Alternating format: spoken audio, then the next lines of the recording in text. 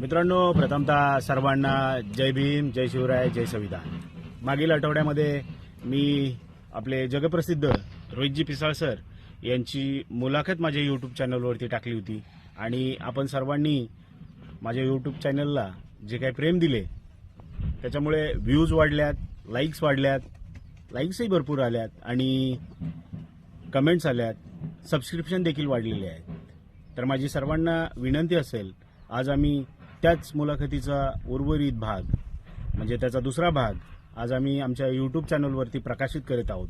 हे अनेक ज्वलंत मुद्द्यांना वाचा फोडण्याचं काम आमच्या यूट्यूब चॅनलच्या माध्यमातून आणि रोहित पिसाळ सरांच्या मुलाखतीतून झालेलं आहे. एवढंच नाही तर आपले राजे संभाजीराजे यांच्या क्रूर हत्येनंतर जे काही त्यांचे देहाचे तुकडे करण्यात आले होते ते आपल्या पूर्वजांनी म्हणजेच महाराजांनी शिवून त्यांचा अंत्यविधी केला होता आणि रोहित पिसाळ सरांचा हा त्यावरती एक घणाघात म्हणू शकतो की त्या घटनेनंतरच आमच्या ढुंगणाला झाडू आणि गळ्यात मडका आलेला आहे हे देखील आपण विसरता कामा नये.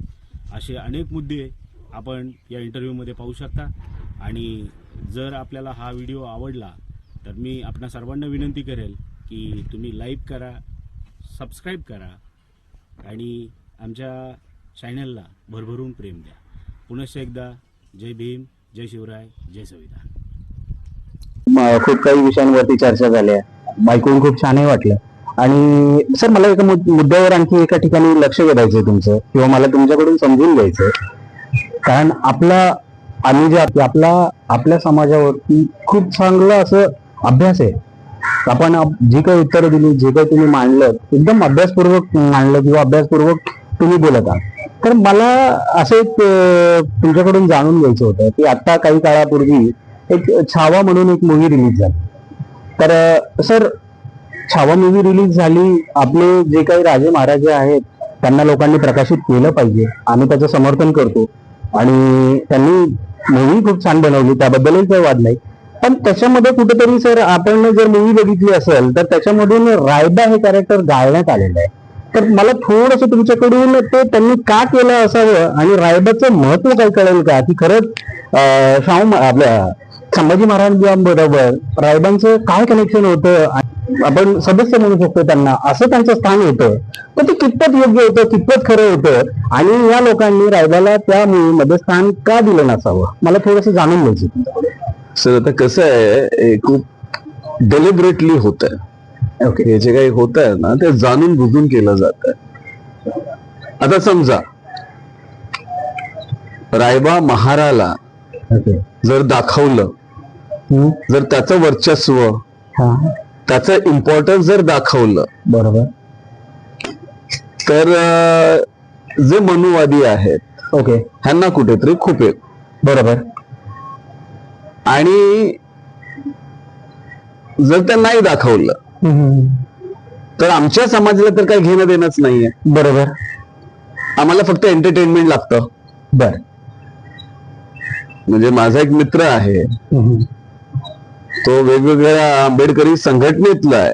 बर, पण ज्यावेळी त्याला मी सांगितलं की हा चित्रपट आपण नाही बघायचा, बर, आपण शिवछत्रपतींचा आणि संभाजी महाराजांचा कधीही निषेध करू शकत नाही, अगदी, पण खोट्या इतिहासामध्ये आपण का जायचं, बरोबर. रायबाच इतकी म्हणजे लहानपणापासून मित्र आहेत ते, बर, लहानपणापासून, बर बर बर, की ज्यावेळी बापलेकामध्ये काही छोटे मोठे वाद व्हायचे, बर, तर छत्रपती संभाजी महाराज बसून बसायचे, बर बर, ते कधी जेवायचेच नाहीत, बर. मग त्यावेळी हाताने भरवणारा रायबा, अरे इतकी मैत्री, बर बर, म्हणजे शेवटच्या क्षणामध्ये म्हणजे अंगावर सपासप वार झेलणारा रायबा, बरोबर. म्हणजे आपल्या महाराजाचं म्हणजे ते काही कामानिमित्त ज्यावेळी तिथे हजर नव्हते त्याच वेळी संभाजी महाराजांना अटक करण्यात आलं होतं आणि तो माणूस तर पुन्हा त्या छावणीत जातो, बरोबर. तिथे छोटस काम करतो की तिथे सोडवण्यासाठी तो प्रयत्न करतो आणि तो छळ बघून त्याला सहन होत नाही. तो छळ बर तो विसरतो की आपण शेकडोंच्या मध्ये आहे बर आणि आपलं म्हणजे पुढे काय होईल. बर आणि छाताडावर वार घेणारा तो रायबा. पण त्या रायबाला मात्र एडिट करण्यात येतं, कारण तुमच्या महाराजांचं ह्या देशामध्ये ह्या देशाच्या महापुरुषांसाठी कुठलंच कॉन्ट्रीब्युशन नाही आणि तुम्ही रिझर्वेशनवर जगणारी लोक आहात. बर ह्याच्या पलीकडे काही दाखवायचं नाहीये. अगदी अगदी. मी तुम्हाला नाही एकच मिनिट. हा चित्रपट हा इंटरनॅशनली पॅन इंडिया बरोबर हा इंटरनॅशनली ह्या लोकांनी पोहोचवला. मग तिथे रायबाला गाळलं गेलं. बरोबर. दिस इज डेलिब्रेट. ओके. आता आमची लोक नाही तिथे म्युझिक किंवा ते डायलॉग ऐकायला जायचं. आमची लोक जातात. बरं बर. कारण आमच्या लोकांनाही लाजा वाटत नाहीत.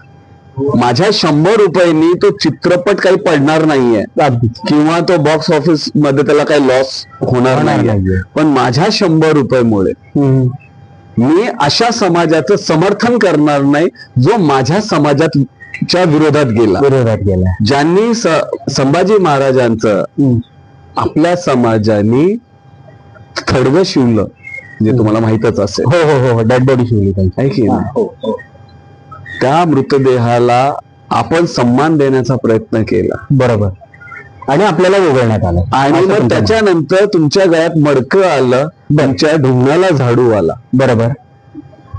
इथूनच सुरुवात झाली ना. अगदी अगदी अगदी बरोबर. मग हे का गाळलं गेलं? हा इतिहास तुम्ही लपवताय का? बरोबर. संभाजी महाराज ग्रेटच आहे, त्याच्यामध्ये दुमतच अजिबात नाही. अजिबात नाही. आणि तो आपल्या मनामध्ये कधी असं क्षण किंतुही आपल्या उपस्थित होऊ शकत नाही की संभाजी महाराजांनी एका ब्राह्मणाला हत्तीच्या पायाखाली दिलं. बरोबर. एखाद्या महाराला नाही दिलं. बरोबर. म्हणजे महार समाज किती त्यांच्या जवळचा होता. बरोबर. बुद्ध चरित्र लिहिणारे संभाजी महाराज. अरे वा. तर आम्ही त्या संभाजी महाराजांचे पाईकच आहोत. बरोबर. पण तुम्ही खोटा इतिहास का दाखवता? अगदी बरोबर. मी जर तो चित्रपट पाहिला म्हणजे मी ठरवलं की माझ्या 100 रुपयांनी काही फरक पडणार नाही.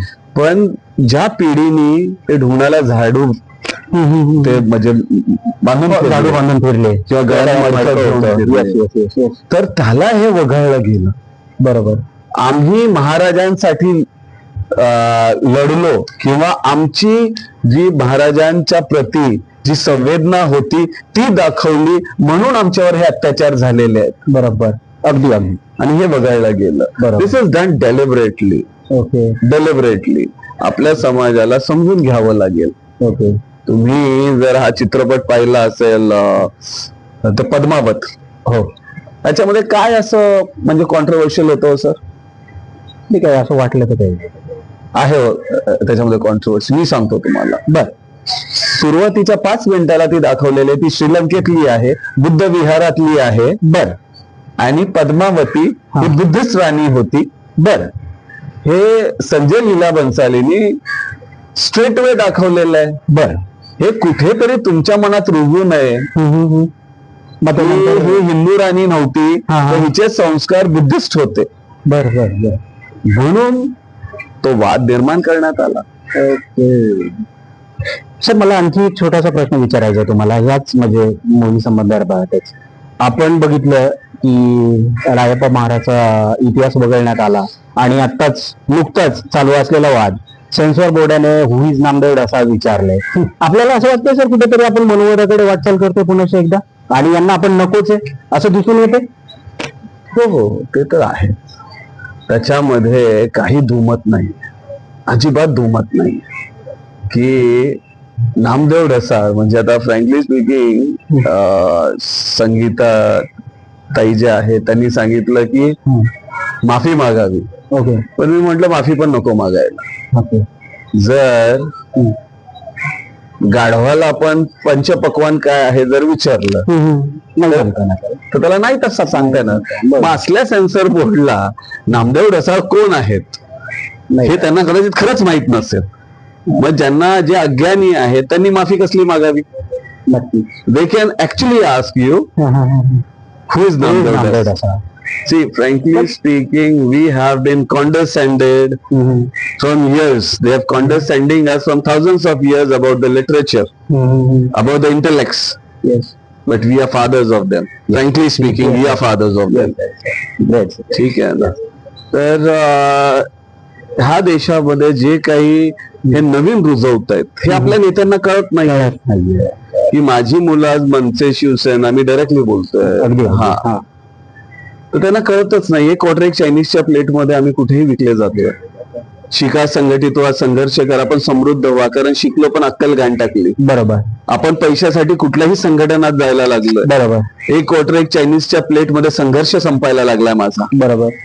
हे सगळं तेव्हाच थांबेल ज्यावेळी आपण इकॉनॉमिक्स वर आपण लक्ष देऊ. कारण बाबासाहेबांच्या सगळ्या डिग्र्या इकॉनॉमिक्स मध्ये नाहीत का? आहेत ना. मग आपण इकॉनॉमिक्स कडे का दुर्लक्ष करतो?